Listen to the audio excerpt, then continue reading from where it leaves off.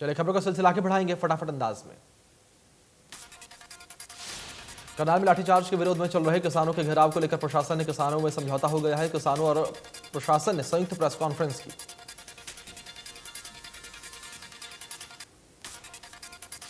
Press conference में बताया गया कि मामले की न्यायिक जांच रिटायर्ड जज से करवाई जाएगी और डीसी रेट के सैंक्शन पोस्ट पर परिवार के सदस्य को नौकरी दी जाएगी।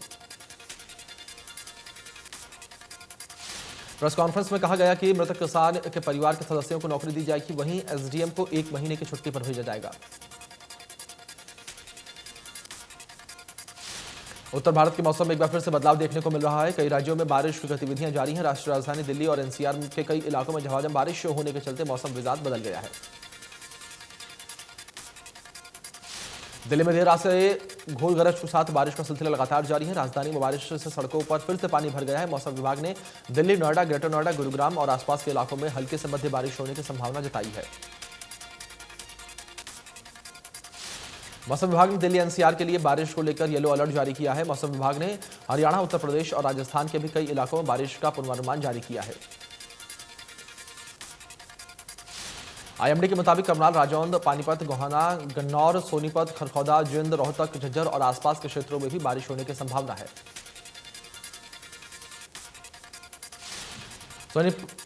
सोनीपत में हो रही तेज बारिश ने मौसम का मिजाज बदल दिया है। सोनीपत में सुबह 8 बजे तक 24 mm बारिश दर्ज की गई। गन्नौर में 16 mm तो गोहाना में 18 mm बारिश हुई है और खरगोदा में 9 mm, खानपुर में 6 mm और राई में 25 mm बारिश दर्ज की गई। लगातार हो रही बारिश से जिले में बाढ़ का खतरा बना हुआ है। वहीं सब्जियों की खेती करने वाले किसानों को भी नुकसान हो सकता है। बारिश होने से धान की फसल को फायदा होगा।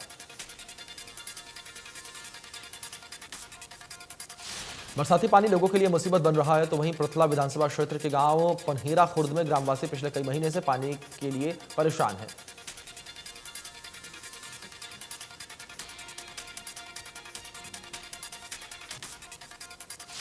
महिलाओं को दूर दराज से पानी लाना पड़ता है। ग्रामीणों ने बताया है कि गांव में पीने के पानी की सप्लाई के लिए जो ट्यूबवेल लगवाए गए थे वो बंद पड़े हैं। भिवानी में कृषि मंत्री जेपी दलाल ने किसानों पर बोलते हुए कहा कि किसानों की तरक्की के लिए सरकार लगातार बड़े कदम उठा रही है। केंद्र और हरियाणा सरकार की कोशिश किसानों की आय बढ़ाने की है। उन्होंने कहा कि रबी की फसल पर एमएसपी को बढ़ाया गया है। साथ ही हरियाणा देश में सबसे ज्यादा गन्ने का भाव किसानों को दे रहा है, जिससे हरियाणा का किसान सरकार से खुश है। इस दौरान उन्होंने किसान आंदोलन पर बोलते हुए कहा कि सरकार किसानों की आय दोगुनी करने के लिए लगातार बड़े कदम उठा रही है। रबी की फसलों पर एमएसपी को बढ़ाया गया है।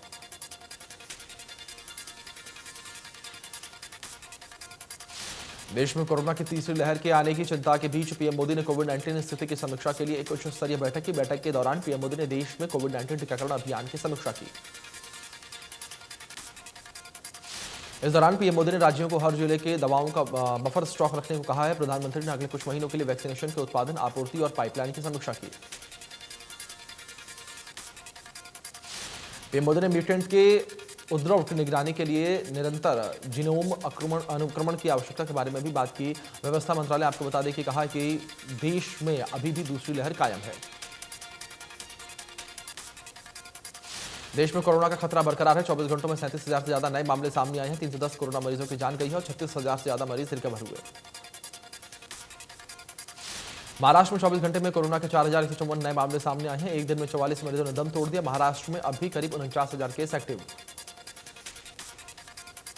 केरल में पिछले 24 घंटे में कोरोना के 25,000 से ज्यादा नए केस सामने आए हैं और एक दिन में 177 मरीजों की मौत हो गई। केरल में अब भी 2 लाख से ज्यादा एक्टिव केस मौजूद।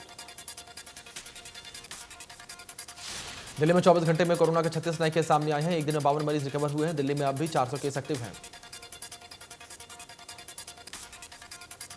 प्रदेश में कम हो रहा है कोरोना का मामला। पिछले 24 घंटे में कोरोना के 12 नए मामले सामने आए हैं। एक दिन में 39 मरीजों की रिकवरी हुई है और प्रदेश में एक्टिव केस 557।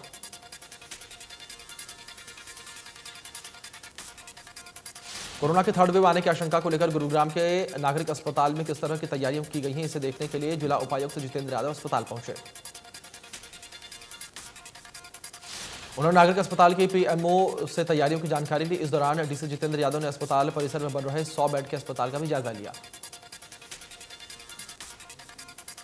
जिला उपायुक्त जितेंद्र यादव ने अस्पताल के अंदर ऑक्सीजन प्लांट, ओपीडी और मरीजों के बारे में भी जानकारी ली।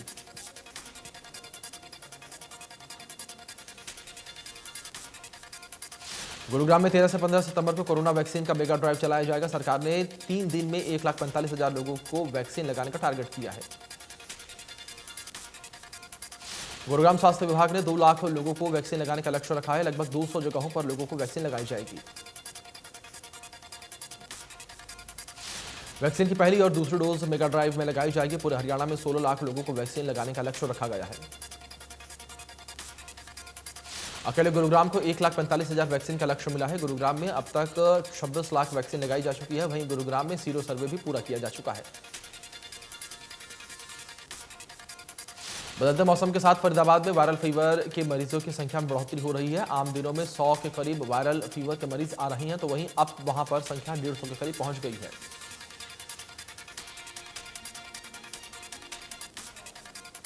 स्वास्थ्य विभाग के डॉक्टरों ने लोगों से एहतियात बरतने की अपील की है और जिला में अभी तक डेंगू पर 15 मरीजों की पुष्टि हो चुकी है।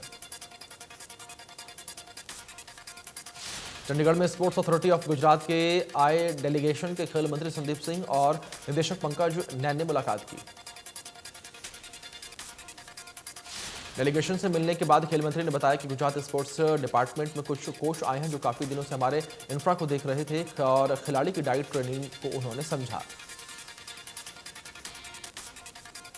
खेल मंत्री संदीप सिंह ने कहा कि हमारे पास कोच कम है, लेकिन फिलहाल खिलाड़ियों को फील्ड तक लेकर जाने और उनकी रुचि बढ़ाना जरूरी है। इंडिया के स्पोर्ट्स को बढ़ाने के लिए सभी स्टेट्स को एक दूसरे के साथ हेल्थी कंपटीशन करना होगा। साथ ही उन्होंने कहा कि 19 सितंबर को हरियाणा सरकार पैरालंपिक खिलाड़ियों का सम्मान करेगी।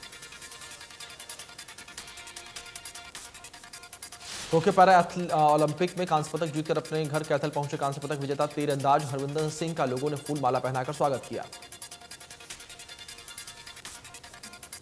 घर पहुंचते ही हरविंदर ने अपने पिता के पैर छुए और आशीर्वाद लिया और लोगों का धन्यवाद किया। टोक्यो ओलंपिक में गोल्ड मेडल जीतने वाले नीरज चोपड़ा का एक और सपना पूरा हो गया है। उन्होंने अपने माता पिता को फ्लाइट में बिठाकर हवाई यात्रा करवाई। नीरज ने ट्वीट करके जानकारी दी है। नीरज ने तस्वीरें शेयर भी की हैं जिसमें वो अपने माता पिता के साथ फ्लाइट में बैठे हुए बेहद खुश दिखाई दे रहे हैं। नीरज ने फोटो शेयर करते हुए लिखा कि आज जिंदगी का एक और सपना पूरा हुआ जब अपने मां बाप को पहली बार फ्लाइट में बैठा पाया। सभी की दुआ और आशीर्वाद के लिए हमेशा आभारी रहूंगा। टेम्परेचर रीडर और शुगर मॉनिटरिंग कार्ड का आविष्कार करने पर पूरे देश में नंबर 1 पर आने वाली छात्रा को फरीदाबाद के पुलिस कमिश्नर विकास अरोड़ा ने बधाई दी और अपने कार्यालय में बुलाकर मुलाकात की। सेक्टर 23 के मॉडर्न बीपी स्कूल में छात्रों को पुलिस कमिश्नर ने बधाई देते हुए कहा कि उनकी मेहनत को सराहा है। इस मौके पर फरीदाबाद के जिला उपायुक्त जितेंद्र यादव भी मौजूद रहे। देश भर के 748 स्कूलों में इस प्रतियोगिता के हिस्सा लिया गया। आपको बता दें कि फरीदाबाद की छात्रा और उसके साथियों ने इस आविष्कार में प्रथम स्थान हासिल किया।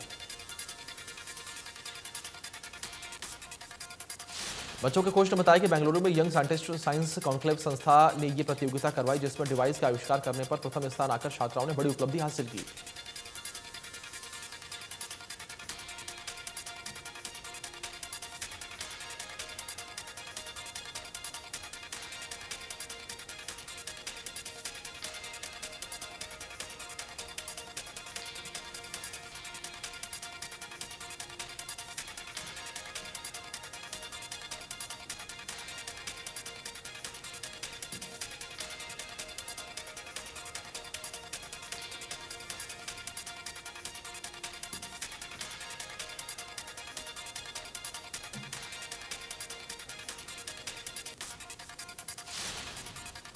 हरियाणा के परिवहन एवं खनन मंत्री मूलचंद शर्मा ने पैरालंपिक में गोल्ड मेडल जीतने वाले मनीष नरवाल और सिल्वर मेडल लेने वाले सिंहराज अधाना के घर पहुंचकर जीत की बधाई दी।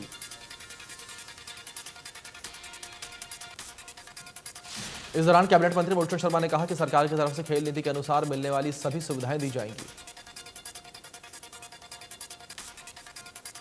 साइबर सिटी गुरुग्राम के राजेंद्र पार्क में एक कलयुगी बहू के द्वारा सास के साथ मारपीट करने का वीडियो वायरल हुआ है। एक बहू अपनी सास के साथ मारपीट कर रही है। महिला ने अपने परिजनों को बुलाकर पड़ोसियों के साथ अपने सास के साथ भी मारपीट की है। इस पूरे मामले को लेकर अब पुलिस को शिकायत दी गई है। पुलिस मामले की जांच पड़ताल कर रही है। पीड़ित सास का कहना है कि घर में काम करने के लिए किसी नौकरानी को नहीं रखा तो बहू ने अपनी सास के साथ मारपीट शुरू कर दी। कार में सवार उसकी पत्नी और करीब 3 वर्षीय बच्चे ने नहर में डूबने से मौत हो गई। आपको आरोपी ने पुलिस को बताया कि पत्नी की झगड़ालू स्वभाव से वो परेशान हो गया था।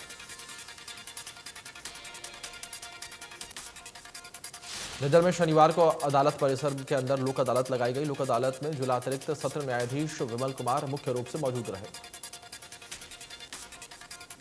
लोक अदालत में काफी संख्या में ऐसे विवाद का निपटारा किया गया जो पिछले काफी लंबे अरसे से अदालतों में अटके पड़े थे। दोनों पक्षों की सहमति से उनको अनसुलझे विवाद सुलझाए गए। जिला अतिरिक्त सत्र न्यायाधीश ने बताया कि लोक अदालत में इंश्योरेंस, बिजली विभाग और सिविल के मामले काफी संख्या में आए। दोनों पक्षों की सहमति से विवाद का निपटारा किया गया। उन्होंने इस दौरान आमजन से अपील की कि वह छोटे छोटे झगड़ों को अपनी प्रतिष्ठा पर प्रश्न न बनाएं और अदालतों के चक्कर काटने से बेहतर यही है कि वह खुद निपटाएं।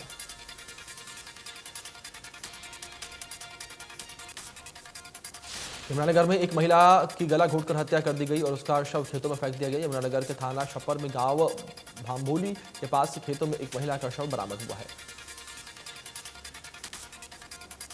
डीएसपी प्रमोद कुमार ने बताया कि किसी व्यक्ति ने इसकी सूचना थाना प्रभारी को दी। महिला की उसी की चुन्नी से गला घोंटकर हत्या कर दी गई। मृतका की शिनाख्त नहीं हुई है।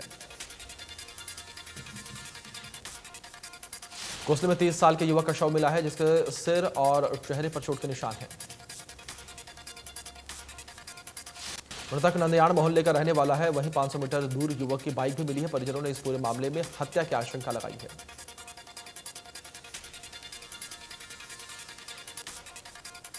फरीदाबाद में एक साइकिल सवार को कार ने टक्कर मार दी। हादसे में साइकिल सवार गंभीर रूप से घायल हो गया। गांव शहसा के पास हादसा हुआ है जहां पर टक्कर मारने के बाद आरोपी कार छोड़कर मौके से फरार हो गया। सीसीटीवी कैमरे में हादसे की तस्वीरें कैद हैं।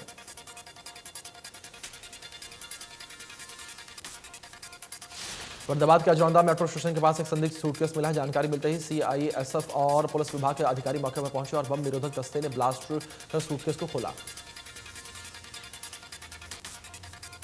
पुलिस के मुताबिक सूटकेस में कोई भी संदिग्ध सामान नहीं मिला है। प्रत्यादर्शी के मुताबिक शाम को उन्होंने अचानक एक सूटकेस को रखा हुआ देखा जिसके बाद पुलिस को इसकी सूचना दी गई। इसके बाद पुलिस ने सामने पेट्रोल पंप पर लगे सीसीटीवी की फुटेज कवाली जिसमें वो कोई बाइक पर सवार 2 युवक बैग रखकर जाते हुए दिखाई दिए।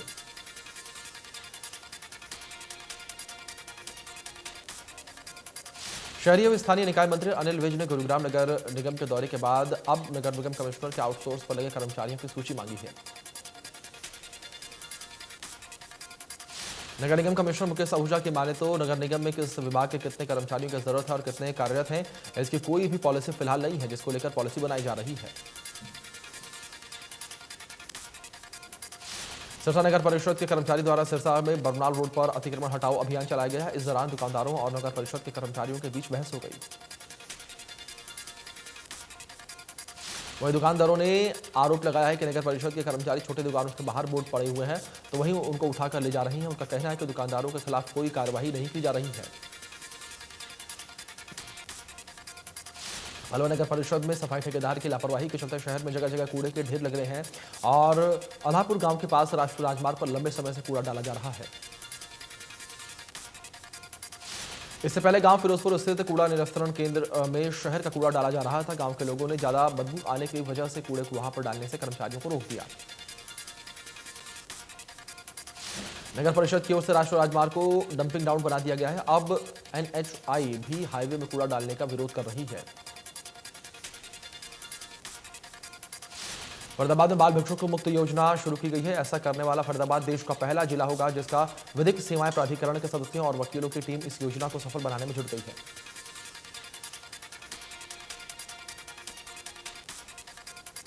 विधिक सेवा प्राधिकरण के सचिव ने बताया है कि juvenile justice care and protection of children act 2015 की धारा 76 के तहत बच्चों को भीख मांगने पर लगाने पर दोषी पाए जाने पर 5 साल तक की सजा का प्रावधान है।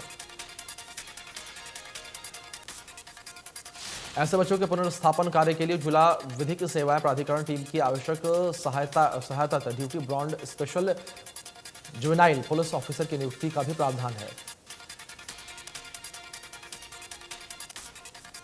कैथल जिले में अवैध कॉलोनियों की संख्या ज्यादा होने की वजह से शहर समेत चीका कलायत में पुंडरी कस्बे में भी बन गए हैं और डीटीपी के सर्वे के अनुसार अवैध कॉलोनियों की संख्या 74 पहुंच गई है। चीका में भी अवैध कॉलोनी की संख्या 45 हो चुकी है और वैध कॉलोनियां सिर्फ 14 ही बची हैं और पूरे जिले में 110 कॉलोनियां वैध हैं और अवैध कॉलोनी की संख्या 152 पहुंच गई है।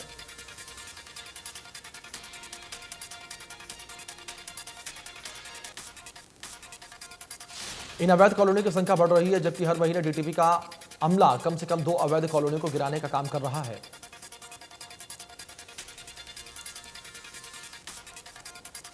धारूड़ा में होने वाले नगर पालिका के उपचुनाव पर पंजाब हरियाणा हाईकोर्ट ने स्टे लगा दिया है। 13 सितंबर को होगी अगली सुनवाई। गुरुग्राम में मेयर और एससी विवाद में आ गया है नया मोड़। आपको बता दें कि बुधवार तक के लिए निगम कर्मचारियों ने स्थगित की हड़ताल। निगम कमिश्नर ने 3 दौरों की बैठक के बाद निर्णय लिया और एससी रमेश शर्मा के निलंबन का कर रहे थे विरोध। पंचकुला में आर्मी के सुरक्षाकर्मी और पंचकुला पुलिस ने एक फर्जी मेजर को गिरफ्तार किया जो कि वेस्टर्न कमांड के अंदर घुसने की कोशिश कर रहा था।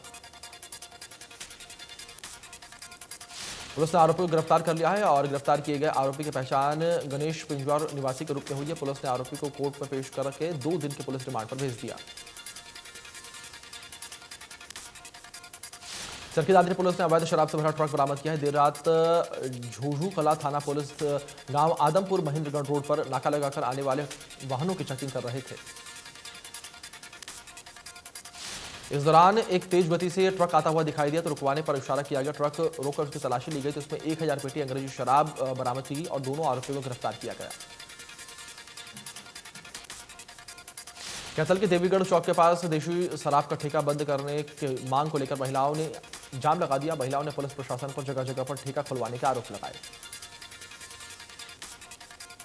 महिलाओं ने कहा कि ठेके पर शराब पीकर शराबी यहां गाली गलौज करते हैं जिससे महिलाओं को काफी परेशानी का सामना करना पड़ता है। इन महिलाओं का कहना था कि रात के समय यहां पर महिलाओं को काफी कठिनाइयों का सामना करना पड़ता है। गुरुग्राम के कुछ इलाकों में बिजली विभाग के कर्मचारी भी धरना प्रदर्शन करते हुए दिखाई दिए। बिजली विभाग के कर्मचारियों को मूलभूत सुविधाएं ही प्राप्त नहीं हो पा रही हैं। बिजली विभाग के ना ही तो बिजली है और ना ही पीने के लिए साफ पानी है। टॉयलेट की हालत बद से बदतर हुई पड़ी है जिसको लेकर बिजली विभाग के कर्मचारी ऑफिस में ही धरना प्रदर्शन करते हुए दिखाई दिए। आम जनता को बिजली विभाग में काम न होने के चलते काफी परेशानी उठानी पड़ी।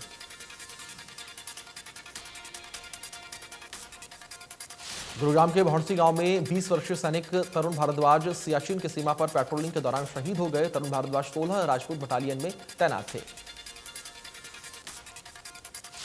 1.5 साल पहले ही सेना में भर्ती हुए थे। उनकी पहली पोस्टिंग जम्मू और दूसरी सियाचिन में हुई थी और कम उम्र में ही तरुण सेना में भर्ती होने की कोशिश करने लगे थे। तरुण भारद्वाज के पिता चाचा ताऊ भी सेना में नौकरी कर चुके हैं। तरुण भारद्वाज के गांव भौंसी में घर घर में एक सदस्य सेना में शामिल है और तरुण गांव के युवाओं को सेना में भर्ती के लिए प्रेरित करते थे।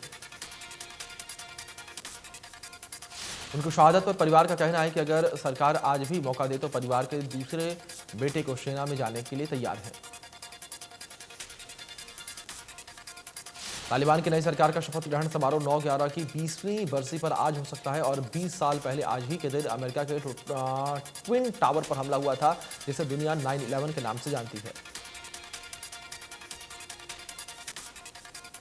यह हमला आतंकी संगठन अलकायदा ने कराया था जिसका सरगना ओसामा बिन लादेन था। उस समय अफगानिस्तान में तालिबानियों की सरकार थी। सरकार गठन के दौरान कुछ खास देशों को न्योता भी भेजा ऐलान किया गया है।